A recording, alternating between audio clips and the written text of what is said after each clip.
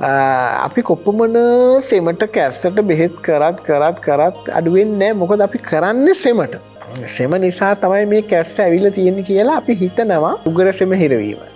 එතකොට ලෙඩාගෙන අනේද මේ එක දිගට කැස්ස වියලි කැස්සක් එන්නේ උගර දැවිල්ලක් එක්ක එන්නේ ඔහොම තමයි කියන්නේ. පළපුරුදු වෛද්‍යවරයා එතන සෙමට නෙවෙයි ප්‍රතිකාර කරන පිටයි සෙමයි සම්බන්ධතාවයට කරන්න ඕන. එතනින් නිෂ්ඨාවට කැඩෙනවා. බඩේ දෝෂේ කාටවත් හිතෙන්නේ සෙම කිව්වම ඕන වෛද්‍යවරයෙකුට සෙමට තමයි දෙන්නේ. සෙම තමයි.